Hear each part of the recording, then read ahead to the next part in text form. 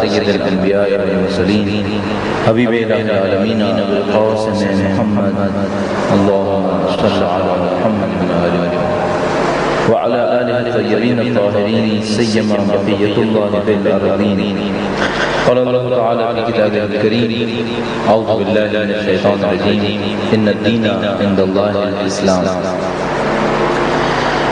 اب تک جو ہم نے بات کی اس میں کسی حد تک ہم نے عقائد کی ضرورت پر بحث کی کہ ہم عقائد سے بحث کیوں کریں، عقائد سے بات چیت کرنا کیوں ہمارے لیے ضروری ہے. پھر ہم نے یہ بات کی کہ جب ہم عقائد کی بات چیت کریں تو اس میں دلیل کیا چیز دی جا سکتی ہے، کس چیز کی دلیل کے طور پر ذکر کیا جا سکتا ہے. مقدمۃ ہم نے آپ کے سامنے عرض کیا یعنی کسی حد تک بات بیان کیا سامنے کہ چند چیزوں کو دلیل کے طور پر کہا جا سکتا ہے. مثال کے طور پر کیونکہ ہمارے اجداد اس کے ماننے والے تھے، کیونکہ ہمارے اجداد مسلمان تھے، ایک اللہ کے ماننے والے تھے تو ہم بھی مسلمان ہو جائیں. کیونکہ ہمارے اطراف کے لوگ ایک اللہ کے ماننے والے ہیں، مسلمان ہیں تو ہم بھی مسلمان ہو جائیں. اور دوسری دلیلیں دی جاتی ہیں. ہم نے رد کیا اور ہم نے کہا کہ عقل کا حکم سب سے امپورٹنٹ ہے، عقل کا حکم سب سے اہم ہے. عقل حکم کرتی ہے.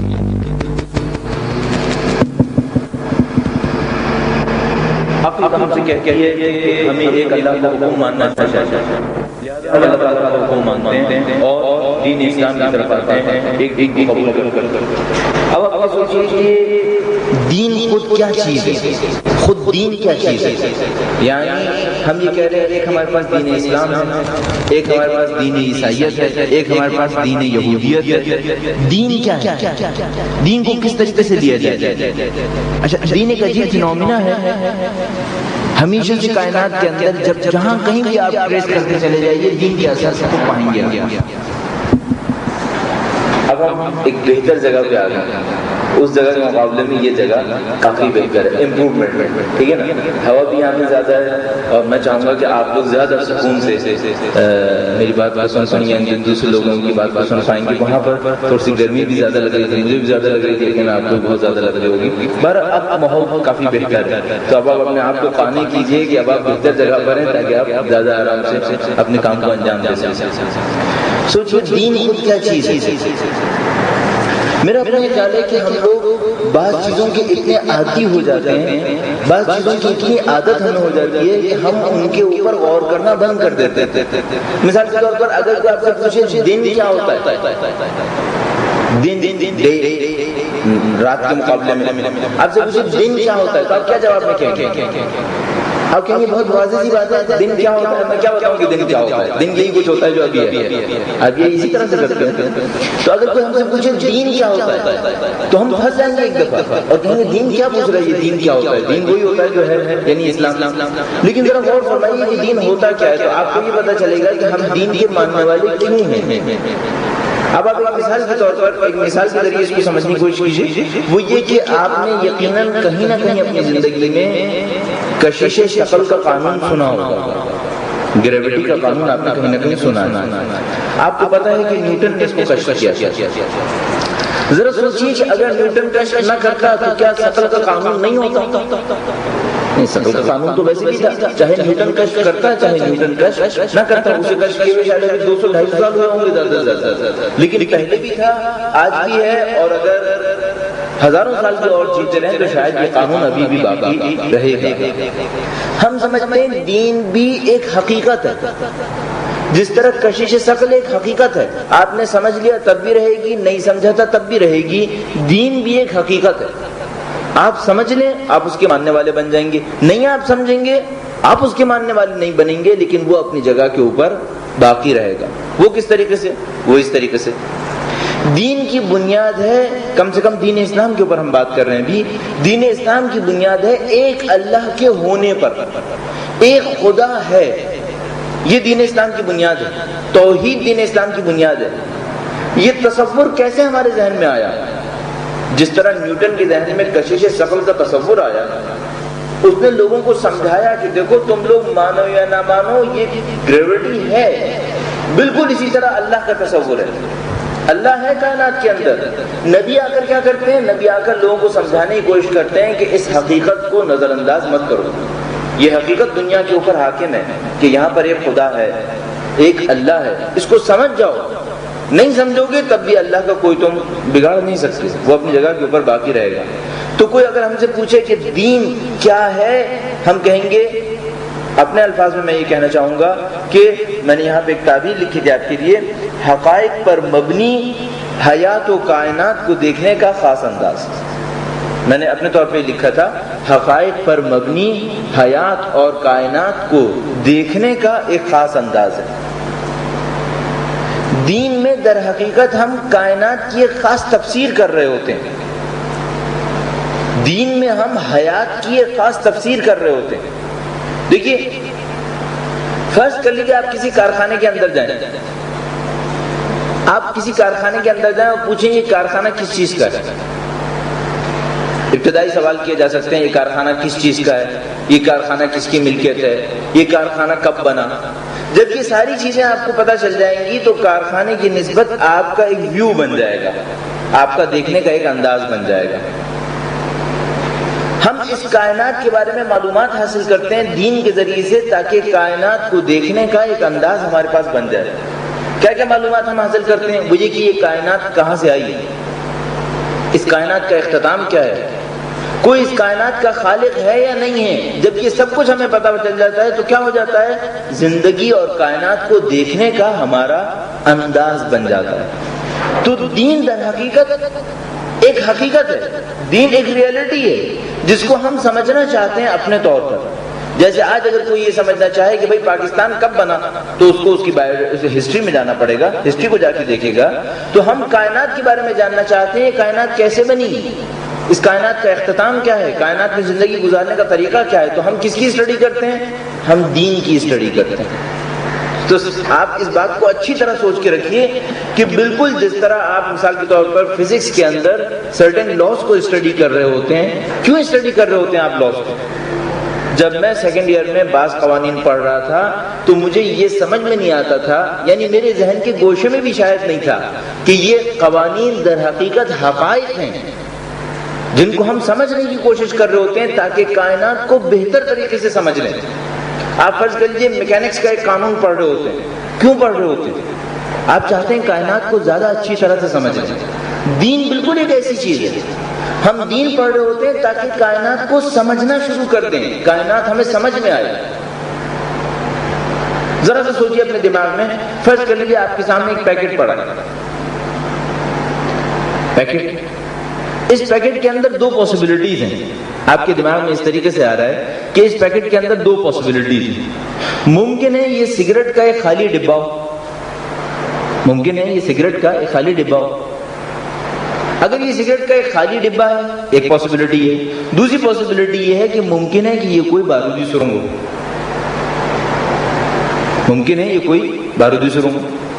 تیسری پاسبلٹی بھی رکھ لیتے ہیں اپنے آپ کو خوش کرنے کے لیے، ممکن ہے ہیرے جواہرات میں بھرا ہوا کوئی ڈبہ ہو، کوئی ایسا ڈبہ ہو جس کے اندر بہت بڑی دولت رکھی ہے.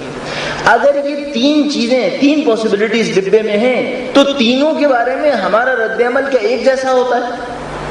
نہیں، تینوں پر ہمارا رد عمل تین مختلف طریقے سے ہوتا ہے. اگر یہ سگریٹ کا خالی ڈبہ ہے تو شاید میں اس کو ایک کک مار کے ڈسٹ بن کی طرف پھینک دوں گا. ممکن ہے کہ میں کسی سویپر سے کیا کہوں اس کو اٹھا کے لے جاؤ، یہاں گندگی کیوں بکھرائی ہوئی، کچھ بھی کہہ سکتا ہوں. ممکن ہے میں پاؤں مار کے اس کو کچل دوں تاکہ یہ ذرا چھوٹا نظر آئے، پھر سائڈ میں پھینک دوں. یہ سب ہو سکتا ہے. لیکن اگر یہ بارودی سرنگ ہوئی تو میں ان تین میں سے کوئی ایک کام کروں گا؟ نہیں، بالکل مختلف ہوگا. یعنی میں کبھی بھی کک مارنے کی کوشش نہیں کروں گا، میری کوئی ٹانگ اسپیئر نہیں ہے جس میں کک مار کے ضائع کر دوں. میں کوشش کروں گا بہت احتیاط کے ساتھ اس کو ڈیل کروں. اور اگر مجھے آتا ہو، جیسے کہ ابھی چند دن پہلے ہم نے سنا کہ بس ڈرائیور ایک تھا، منی بس ڈرائیور، اس نے بس کے اندر رکھے ہوئے بم کو ڈیفیوز کر لیا تھا. ہمارے یہاں کے بس ڈرائیور اتنے عقل مند ہیں کہ بس کے اندر رکھے ہوئے بم کو ڈیفیوز کر سکتے ہیں. تو اگر مجھے یہ فن آتا ہوا کہ میں اس کا فیوز نکال پاؤں تو میں بہت احتیاط کے ساتھ اس کا فیوز نکال دوں گا تاکہ مجھے اور دوسرے لوگوں کو نقصان نہ پہنچائے. اور اگر تیسرا کیس ہوا پھر تو بس مت سوچیے کہ میں کیا کروں گا، اس کو چھوڑ دیجیے. تین مختلف طرح سے ہم دیکھتے ہیں ایک ڈبے کو، اگر اس کے بارے میں ریئلٹیز ہمیں پتہ چل جائیں. اچھا اگر فرض کر لیجئے غلط ریئلٹی پتہ چل گئی، حقیقت غلط طریقے سے پتہ چلی، تو ہوگا کیا؟ نقصان، محض نقصان. میں آپ کو ایک واقعہ سنا دیتا ہوں. بھائی کہ یہاں وقت بہت کم ہے، میں ایک اور جگہ عقائد کا درس دینے جاتا ہوں، وہاں ایک کلاس 1.5 گھنٹے کی ہوتی ہے. شاید مجھے وہاں کی عادت لگ گئی کہ میں اپنے آپ کو بار بار بریک لگا رہا ہوتا ہوں کہ میں زیادہ واقعات آپ کو نہ سناؤں. ایک دفعہ ایران میں نے واقعہ سنا کہ ایک ٹیچر، یہ مائنز وغیرہ کے ٹیچر تھے، جو اپنی کلاس کو بتا رہے تھے کہ مائنز کا کیا ویٹ پہ پھٹ جاتی ہیں، کس ویٹ پہ نہیں پھٹتی. تو ایک اینٹی ٹینک مائن ان کو سمجھانی تھی کلاس میں. کہنے لگے دیکھو بھائی یہ اینٹی ٹینک ایک مائن ہے، یہ 75 kg پر پھٹ جاتی ہے.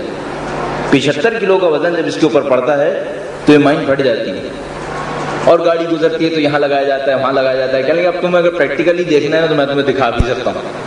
یہ 75 کلو پہ پھٹتی ہے، میرا وزن 62 کلو ہے. کھڑے ہو گئے خود اور آدھی کلاس کو لے کے آسمان میں چلے گئے، کیونکہ وہ 65 کلو پہ بھی پھٹ سکتی تھی. یہ سمجھ رہے تھے 75 کلو سے کم پہ نہیں پھٹے گی، وہ 65 کلو پہ بھی پھٹ سکتی تھی. وہ اتفاقاً 62 کلو پہ ہی پھٹ گئے. وہ خود بھی گئے اور آدھی کلاس اپنے ساتھ لے گئے. یہ ہوتا ہے نقصان. پیکٹ کے مسئلے میں آپ سمجھتے ہیں سگریٹ کا پیکٹ ہے، بعد میں مائن نکل آئے تو کیا ہوگا؟ خود سوچ سکتے ہیں آپ کیا ہوگا. ہم چاہتے ہیں ہم یہ غلطی نہ کریں، ہم دنیا کو سمجھ لیں کہ دنیا ہے کیا، یہ کائنات ہے کیا.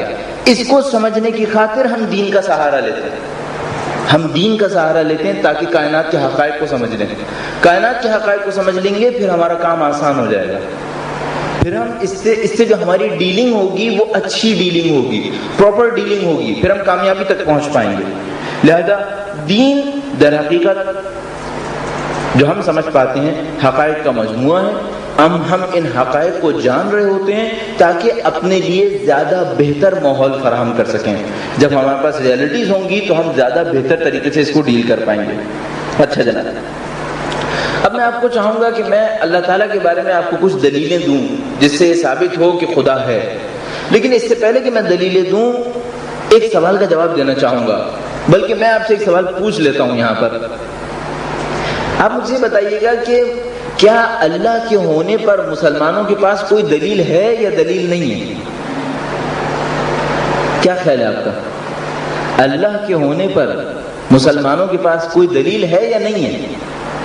بھائی دلیل ہوگی تو اتنا اچھل رہے ہیں کود رہے ہیں لا کر. دلیل نہیں ہوتی تو بیوقوف ہے، اس کا مطلب ہے کہ اللہ کو مانے بیٹھے. کوئی دلیل تو ہے نا. اچھا کافر وہ دلیل کیوں نہیں مان لیتے؟ ابھی دیکھیے اگلے 3-4 دن میں کیا ہوگا کہ میں آپ کے سامنے دلیلیں دوں گا کہ اللہ کے ہونے پر یہ دلیل ہے، یہ دلیل ہے، یہ دلیل ہے، اور میرے خیال میں یہ دلیلیں بہت مضبوط دلیلیں ہیں. سوال کیا پیش آئے گا کہ اگر یہ دلیلیں مضبوط دلیلیں ہیں تو کافر مان کیوں نہیں لیتے؟ کیا جواب ہے آپ کے پاس؟ ہاں فرمائیے جواب صاحب. کیا؟ ہاں ایک مسئلہ یہ ہو سکتا ہے کہ بھائی آپ نے حقیقت بیان کی، دلیل بیان کی، وہ پھر بھی نہیں مان رہا کیونکہ وہ ضدی آدمی ہے، ڈٹا ہوا ہے، کہہ رہا نہیں میں تو عیسائی رہوں گا. آپ کچھ اور کرنا چاہیں گے؟ خدا کو مانے گا تو پھر اسلام دین کو ماننا پڑے گا، اس کے بعد جتنی بھی کوئی پابندیاں ہیں ان کو عمل کرنا نہیں چاہتے. ٹھیک، ایک بالکل صحیح ہے. ایک وجہ یہ ہوتی ہے کہ وہ دلیل کو بھی سمجھتا ہے، یہ بھی جانتا ہے کہ دلیل صحیح دلیل ہے، لیکن وہ پابندیوں سے بچنے کے لیے ان دلیلوں کو قبول کرنے سے انکار کر دیتا ہے. اتفاقاً صرف دین کے معاملے میں ایسا نہیں ہوتا، بلکہ بہت ساری جگہوں پہ ایسا ہوتا ہے کہ دلیل ساؤنڈ ہوتی ہے، سب کچھ کلیئر ہوتی ہے، پھر بھی ہم قبول نہیں کرتے. پھر بھی ہم قبول نہیں کرتے. مثال میں نے ایک مثال یہاں پہ لکھی ہوئی ہے. سب کو پتا ہے کہ اسموکنگ نقصان دہ ہے. کون سی ایسی تحقیق ہے دنیا کی جو ہم سے یہ کہے کہ اسموکنگ کا کوئی نقصان نہیں ہے؟ سب یہ کہہ رہے ہیں کہ نہیں اسموکنگ نقصان دہ. ہمیں پتہ ہے کہ یہ لنگس کینسر کا بھی باعث بن سکتی ہے، یہ ہارٹ اٹیک کا بھی باعث بن سکتی ہے، بلڈ پریشر کو بھی شاید کچھ نہ کچھ کر ڈالے، پتہ نہیں کیا کچھ امراض ہیں. لیکن کیا اسموکنگ کرنے والے کم ہیں دنیا کے اندر؟ نہیں، بے تحاشا لوگ اسموکنگ کر رہے ہیں. اچھا جو اسموکنگ کر رہے ہیں کیا سارے کے سارے بے وقوف ہیں؟ نہیں، یہ بے وقوف بھی نہیں ہے. ان میں سے ممکن ہے عقل مند لوگ بھی ہوں لیکن پھر بھی اسموکنگ کر رہے ہیں، دلیل کو قبول کرنے کے باوجود بھی اپنے کام کو نہیں چھوڑ رہے. تو اگر لوگ قبول نہیں کر رہے تو اس کا یہ مطلب نہیں کہ دلیل غلط ہے.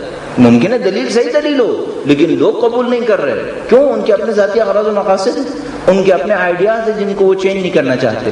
تو کوئی ہم سے یہ نہ کہے کہ اگر آپ مسلمانوں کے پاس بہت مضبوط دلیل ہوتی تو آپ 1 ارب کیوں ہیں، آپ 5 ارب ہوتے. نہیں، ضروری نہیں ہے. بعض اوقات کوئی آئیڈیا ہوتا ہے، دلیل بالکل صحیح دلیل ہوتی ہے لیکن پھر بھی لوگ اسے قبول نہیں کر رہے ہوتے.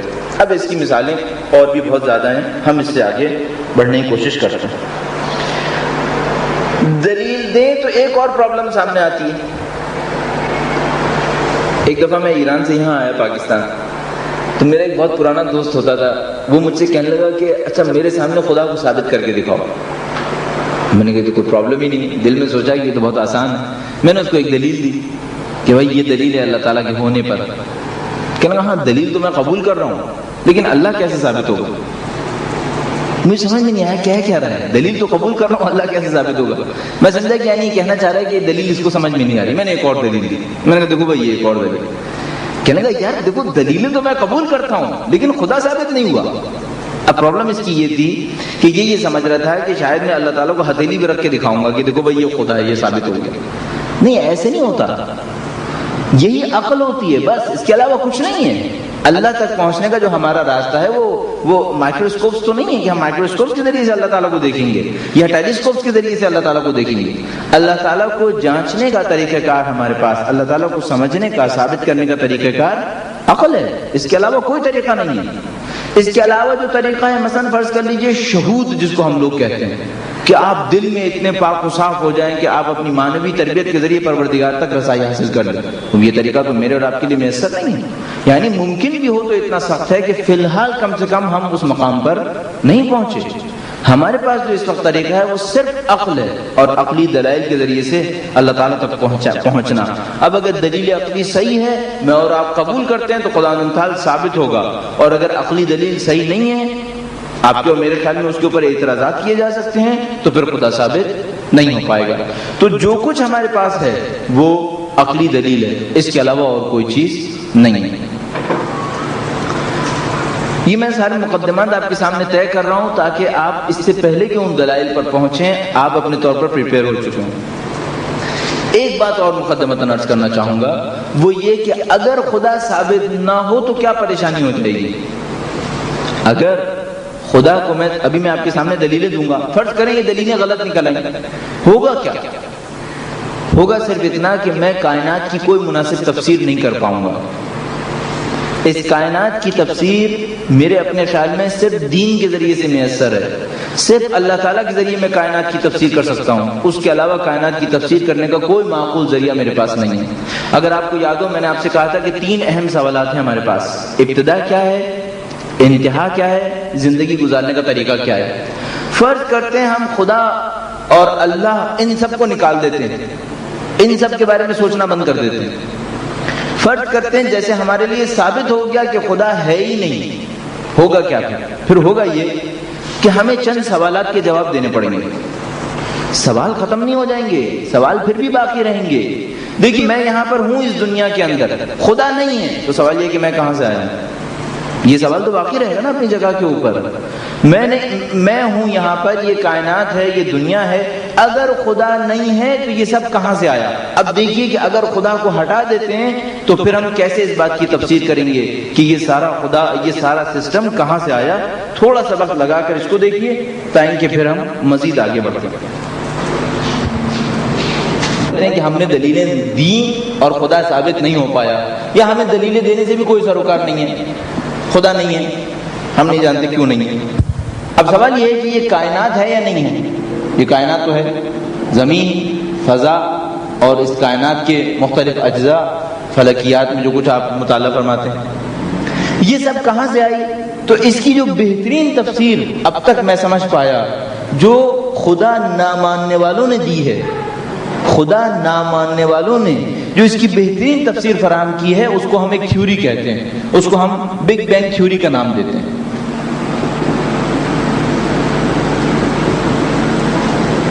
خدا کو نہ ماننے والوں نے جو کائنات کی سب سے اچھی تفسیر دی ہے ہمارے سامنے، وہ اس تھیوری کی صورت میں آتی ہے جس کو ہم بگ بینگ تھیوری کہتے ہیں۔ اس تھیوری میں ہم کیا مطالعہ کرتے ہیں؟ یہ کائنات کی تفسیر کس طریقے سے کرتی ہے؟ وہ اس طریقے سے کرتی ہے کہ آج کی جو زمین ہے اور فضا ہے، اس زمین کے اوپر ظاہر ہے کہ انسان بھی رہ رہے ہیں، اس زمین کے اوپر جانور بھی رہ رہے ہیں، یہ سب ہمیشہ سے ایسا نہیں تھا۔ ان کے کہے کے مطابق یہ سب ہمیشہ سے ایسا نہیں تھا، بلکہ یہ سب ایک پروسیس کا نتیجہ ہے جس کو یہ لوگ ایوولوشن سے تعبیر کرتے ہیں، یعنی تکامل کہتے ہیں۔ یہ سب تکامل کا نتیجہ ہے۔ اس دنیا کی ابتدا کیا تھی؟ اس دنیا کی، اس پوری کائنات کی ابتدا، کہتے ہیں اس پوری کائنات کی ابتدا ایک کنڈینس میٹر،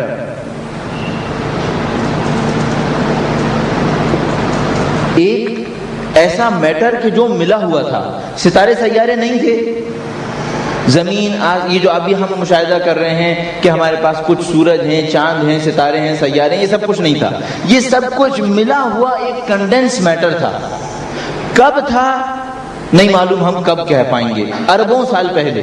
بہت آسان کام یہ ہے کہ ہم اس کو اربوں سے تعبیر کر لیں تاکہ ہم جھگڑے سے باہر آ جائیں۔ ہم کچھ نہیں کہہ سکتے کہ کتنے سال پہلے یہ اس کنڈیشن میں تھا، لیکن بہرحال چند ارب سال پہلے اس کی حالت یہ تھی، اس پوری کائنات کی جو اس وقت ہمارے پاس ہے۔ اب آپ اپنے ذہن میں اس کائنات کی عظمت کو پہلے ضرور سوچ لیجئے گا کہ یہ کائنات کتنی عظیم ہے۔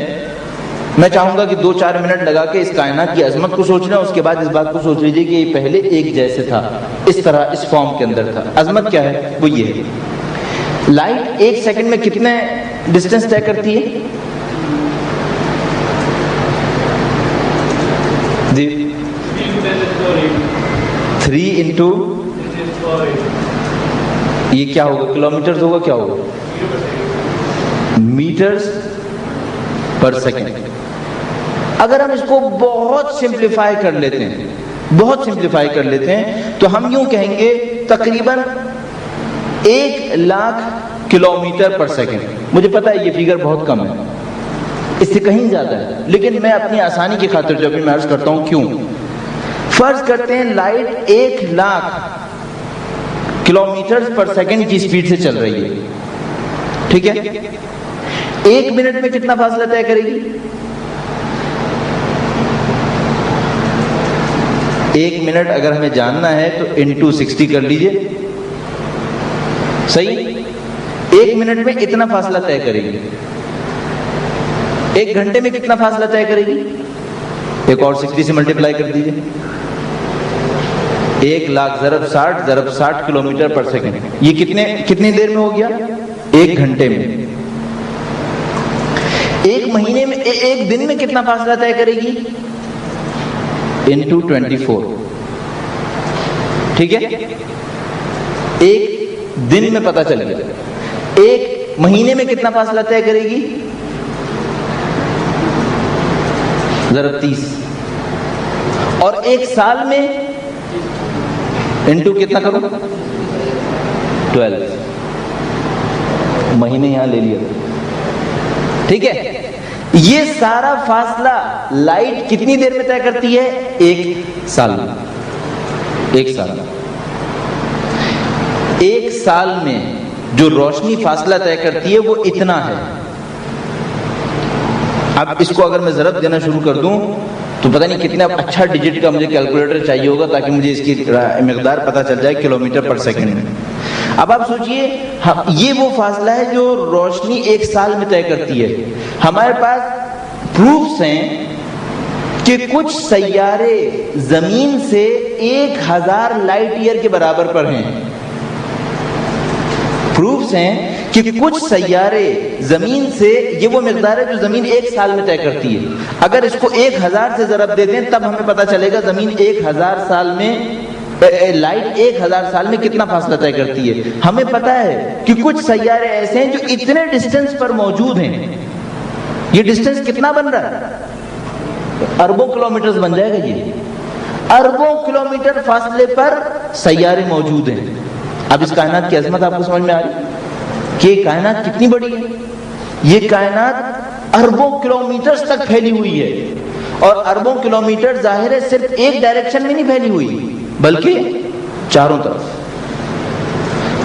ان لوگوں کا کہنا یہ ہے کہ یہ کائنات اس عظمت کے ساتھ کہ جو زمین کے اربوں کلومیٹر دور تک چاروں طرف پھیلی ہوئی ہے، یہ اربوں کلومیٹر دور نہیں تھا بلکہ پہلے کیا تھا؟ ملا ہوا تھا۔ اب سمجھ میں آئی یہ جو کنڈنس میٹر ہے وہ کتنا بڑا ہونا چاہیے؟ یعنی آپ بلیک بورڈ کے اوپر اس کو اتنا چھوٹا دیکھ کر کچھ اور نہ سمجھیے گا، اگر یہ کنڈنس میٹر ہو تو اس کو خود بھی پتہ نہیں ہزاروں لاکھوں کلومیٹر کا ہونا چاہیے۔ کہہ رہے ہیں کہ زمین ایک زمانے میں اس طرح کنڈنس میٹر تھی، یہ پوری کائنات ایک زمانے میں کنڈنس میٹر تھی۔ اس کے بعد ایک دھماکہ ہوا اس کے اندر، ایک دھماکہ ہوا، بینگ دھماکہ۔ اس دھماکے کے نتیجے میں یہ اسکیٹرڈ ہو گئی، یہ متفرق ہو گئی، ٹکڑے ٹکڑے ہو گئے۔ ٹکڑے ٹکڑے ہونے کے بعد اب اس کے اوپر دو فورسز کام کر رہی تھیں، دو فورسز اس کے اوپر کام کر رہی تھیں۔ ایک وہ فورس تھی کہ جو مثلا فرض کر لیجیے یہ ٹکڑا نکلا اور باہر کی طرف گیا، ایک فورس تو اس دھماکے کی قدرت تھی جو اس ٹکڑے کو باہر کی طرف پھینک رہی تھی، اور ایک فورس اس کنڈنس میٹر کی قدرت ہے جو اس کو اپنی طرف گھسیٹ رہی ہے۔ دو قدرتیں اس طرح کی اگر کام کریں تو چیز خود بخود گھومنے لگتی ہے، بالکل ایسی جیسے مثال کے طور پہ کہتے ہیں آپ ایک رسی کے سرے کے اوپر ایک پتھر کو باندھ دیجئے اور اس طرح گھمائیے تو وہ پتھر گھومنے لگتا ہے، کیونکہ اس کے اوپر دو قدرتیں کام کر رہی ہوتی ہیں، ایک اس کو باہر ڈالنے والی اور ایک اس کو اندر لانے والی۔ کیا نام دیتے ہیں آپ لوگ اصطلاحاً اس کو؟ سینٹریفیوگل، ہاں یہ دو فورسز، مزید اس کی تشریح ضرورت سے باہر ہے۔ تو یہ دو قدرتیں کام کریں، اس وجہ سے یہ سارے سیارے بن گئے، اس وجہ سے یہ سارا ماحول ہمارے پاس کریٹ ہو گیا، ٹھیک ہے۔ اچھا اس کے بعد کیا ہوا؟ اس کے بعد یہ ہوا کہ فرض کر لیجیے یہ ٹکڑا ہمارا زمین تھا، البتہ یہ ٹکڑا میں نے بہت بڑا لے لیا، زمین اس کنڈنس میٹر کے مقابلے میں ایک ڈاٹ سے زیادہ اہمیت نہیں رکھتی ہے، یہ ٹکڑا ہماری زمین ہے۔ اب اس کے اوپر ایوولوشن شروع ہو گیا، پہلے یہ گیسز تھیں، آہستہ آہستہ ٹھنڈا ہوا، یہ ٹھوس ہو گیا، ٹھوس ہونے کے بعد اور اس کے اندر چینجنگز آتی رہیں، پانی بننا شروع ہوا، خشکی، پانی علیحدہ علیحدہ ہوا، پھر اس پانی کے اندر ماحول فراہم ہونا شروع ہوا، یہاں تک کہ اس کے اندر زندگی کے آثار آ گئے۔ زندگی کے آثار جب آئے تو پہلے یونی سیل کی صورت میں تھے، ایک سیل والے جانور بنے، اور اس ایک سیل والے جانور نے آہستہ آہستہ کمپلیکیشن لیا، متعدد سیل والے جانور بنے، پہلے پانی کے بڑے جانور تشکیل پائے جیسے مثلا مچھلی وغیرہ، اس کے بعد یہ پانی کے جانور خشکی پر آنا شروع ہوئے، خشکی کے جانور بننا شروع ہوئے، اور آہستہ آہستہ جانور بنتے چلے گئے اور پیچیدگی بڑھتی چلی گئی، کمپلیکیشن بڑھتا چلا گیا، یہاں تک کر ایک دور آیا کہ انسان تشکیل پا گیا، انسان بن گیا، اور یہی ایوولوشن کا پروسیس اربوں سال کے نتیجے میں آج ہمیں آج کی دنیا دے رہا ہے۔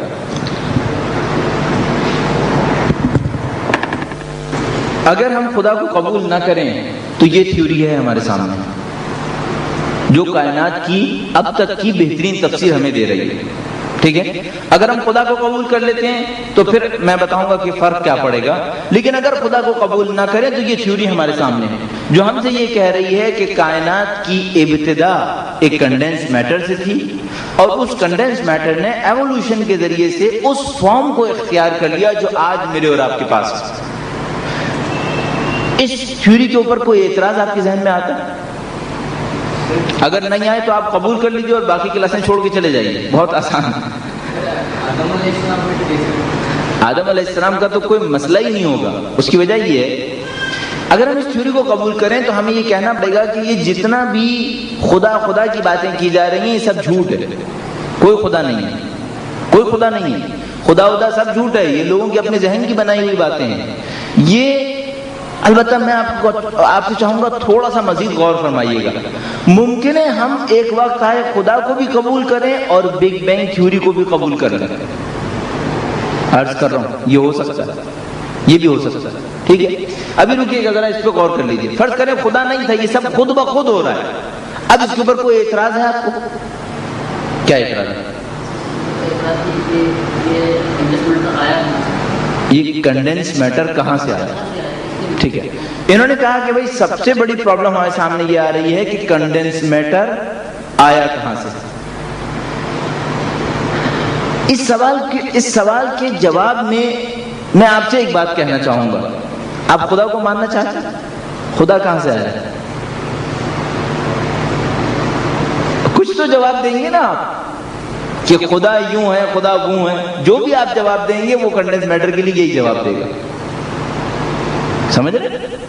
آپ جو بھی جواب دیں گے وہ کنڈنس میٹر کے لیے یہی جواب دے گا. البتہ میں بتا رہا ہوں ایک جواب ایسا ہے جو ہم خدا کے لیے دے سکتے ہیں وہ اس کے لیے نہیں دے سکتا, وہ میں بعد میں عرض کروں گا.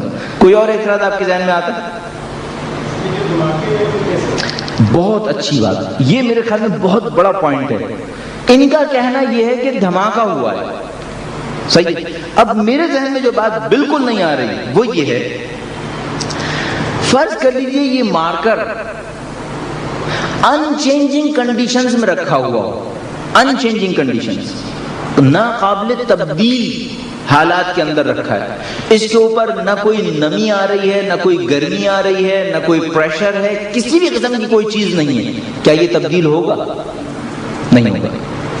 آپ ان قوانین کو سوچئے جو یہ کہتے ہیں کہ اگر فضا کے اندر آپ ایک بال لڑکا دیں تو وہ بال کبھی نہیں رکے گی, جس اسپیڈ سے جا رہی ہے اسی اسپیڈ سے جائے گی. کیوں؟ کوئی ریزسٹنس نہیں ہے, فضا میں ہوا نہیں جو اسے روکے. ابھی میں فرش کے اوپر اگر بال لڑکاؤں تو بال رک جائے گی. کیوں؟ فضا جو فرش ہے یہ ریجڈ ہے, یہ اس کو روک لے گا. ہوا کا جو پریشر ہے وہ اس کو روک لے گا. اگر یہ سب نہ ہو تو کیا ہوگا؟ بال جس اسپیڈ سے لڑکائی جائے تھی اسی اسپیڈ سے چلتی چلی جائے گی. اگر میٹر کو ایسی جگہ پہ رکھا جائے جہاں کوئی کنڈیشن چینج نہ ہو رہی ہو تو کیا اس کے اندر تبدیلی خود سے آتی ہے؟ خود سے کوئی تبدیلی کبھی نہیں آتی. سوال یہ ہے کہ اگر یہ کنڈنس میٹر ہے تو یہ چینج اس کے اندر کیوں آیا, یہ دھماکہ کیوں ہو گیا؟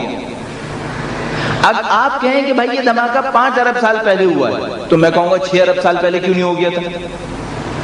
اگر یہ کنڈنس, آپ کہہ رہے ہیں یہ ہمیشہ سے تھا. جب ہمیشہ سے تھا تو ایک سرٹن ٹائم پر آ کے دھماکہ کیوں ہوا؟ ہمیں تو صرف یہ جواب چاہیے. سمجھ رہے ہیں نا, یہ بہت بنیادی سوال ہے. میرے خیال میں اس خدا والے سوال کے جواب میں شاید وہ کچھ 2-4 باتیں ادھر ادھر کی کر لیں جس میں پھنس جائیں گے, لیکن اس سوال کا کوئی مناسب جواب میرے ذہن کے اندر نہیں ہے کہ وہ دے پائے کہ یہ دھماکہ کیوں آیا. دوسرا مسئلہ اس کے بعد آگے بڑھ کر ان کا جو سارا نظریہ بیس کر رہا ہے, اگر غور فرمائی تو یہ نظریہ بیس کرتا ہے ایوولوشن کے اوپر, اس تکاملی نظریے کے اوپر. یہ تکاملی نظریہ یہ کہتا ہے کہ ایک سیل کے جانور سے کئی سیلوں کے جانور بن گئے اور پھر وہ پانی سے منتقل ہو کے زمین پہ آ گئے, اور اس تمام کے اندر یہ وراثت کو استعمال کر رہے ہوتے ہیں. یعنی یہ کہہ رہے ہوتے ہیں کہ پرانی صلاحیتیں ارث کے ذریعے سے اگلی جنریشنز کو مل گئیں. وہ کس طریقے سے ہوا؟ وہ یوں دیکھیے, فرض کر لیجیے پانی کے اندر رہنے والے جانور تھے. جب پانی کے اندر رہنے والے جانور ہیں تو کیا اس کے اندر پھیپڑے ہوں گے؟ نہیں. پھیپڑے ہوا کو لینے کے لیے ہوتے ہیں, تو اس کے اندر پھیپڑے نہیں ہوں گے, کچھ اور آرگنز ہوں گے. جب یہ زمین پر پہلی دفعہ آیا تو آتے ہی مر گیا. کیوں؟ کیونکہ اس کے اندر پھیپڑے نہیں. دوسری دفعہ آیا, تیسری دفعہ آیا, اربوں دفعہ آنے کے بعد بہرحال 1 سیکنڈ زندہ رہ گیا. کیوں؟ اب یہ یوز ٹو ہو گیا تھا اس ماحول کا.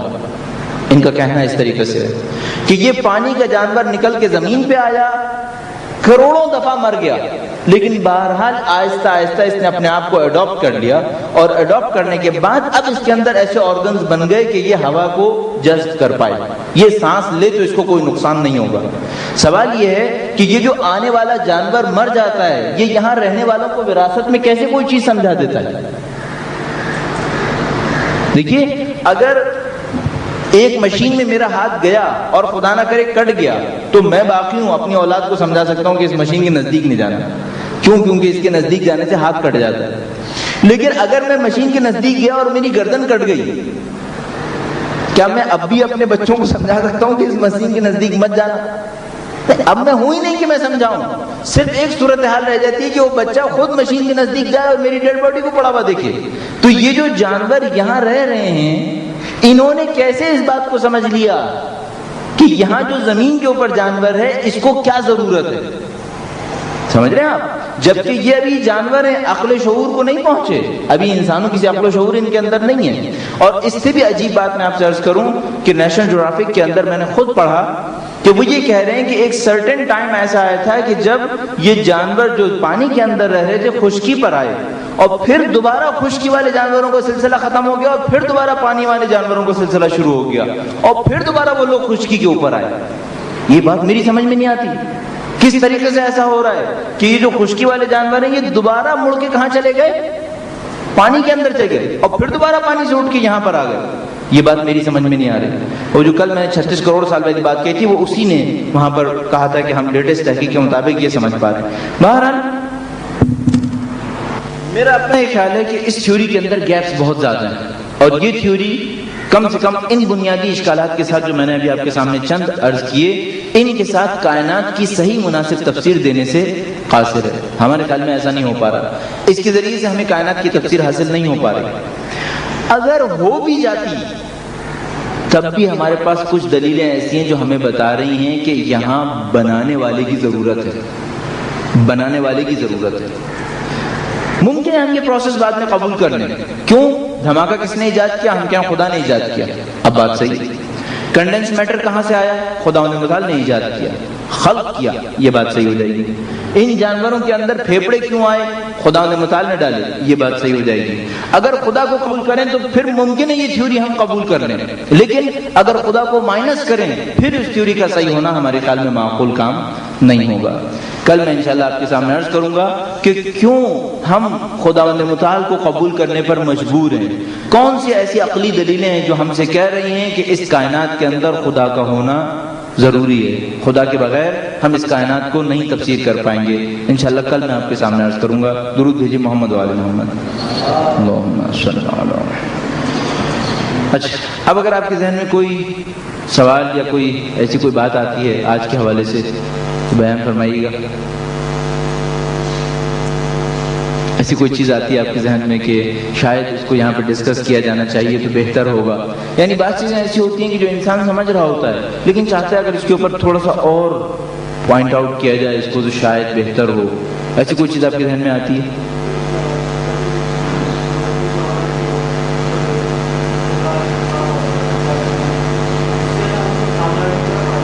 صحیح.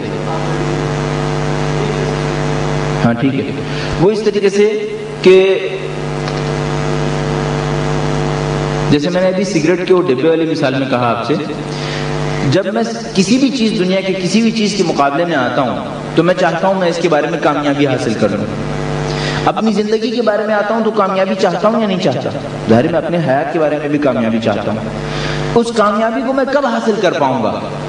جب میں اس کی ریئلٹیز کو سمجھ پاؤں گا، جب میں اپنی اس حقیقت کو سمجھ پاؤں گا کہ میں کہاں سے آیا ہوں، کہاں جا رہا ہوں اور مجھے زندگی کس طرح سے گزارنی ہے. اگر یہ تین چیزیں سمجھ پاتا ہوں تب میں بہترین کامیابی حاصل کر پاؤں گا. اور اگر میں نے وہ تین کویسچن سالو نہیں کیے تو ممکن ہے کہ میں ایسی کامیابی حاصل کروں جو اصلی کامیابی نہیں ہوگی. میں نے بعض اوقات اس طرح فیل کیا ہے. آپ نے بعض بچوں کو دیکھا ہوگا ویڈیو گیمز کے ماہر ہوتے ہیں لیکن تعلیم میں ٹفر ہوتے ہیں. بالکل صحیح ہے. تعلیم میں نہیں لیں، ایجوکیشن ختم ہے ان کے اوپر، کچھ نہیں آتا ان کو، لیکن ویڈیو گیمز کے ماہر ہیں. در حقیقت وہ کیا رہا ہوتا ہے؟ یہ بچہ کہ جو تعلیم کے اندر نیل ہوتا ہے یہ ویڈیو گیمز میں اپنے آپ کو جتا جتا کر کیا ثابت کر رہا ہوتا ہے؟ میں بھی کہیں جیتتا ہوں. یعنی یہ اپنے آپ سے یہ کہہ رہا ہوتا ہے ٹھیک ہے میں کلاس میں ہار جاتا ہوں، میں ہمیشہ فیل ہو جاتا ہوں، لیکن ویڈیو گیمز کی دنیا میں 24 طیارے ایک فلائٹ میں گرا سکتا ہوں. ٹھیک ہے. بعض اوقات ہمارے ساتھ ایسا ہوتا ہے جب ہم حقائق کو نہیں جانتے تو ہم نامعقول کامیابیوں کو اپنی کامیابی بنا کر اس کے اوپر خوش ہونا شروع ہو جاتے ہیں. اس کا حل کیا ہے؟ اس کا حل یہ ہے کہ پہلے ہم ان کوسچنز کو سالو کر لیں تاکہ ایسا نہ ہو کہ ہم غلط چیزوں کو اپنی کامیابی سمجھنے لگیں. ان کوسچنز کے ذریعے ہم در حقیقت کامیابی کو حاصل کر پائیں گے. جی فرمائیے.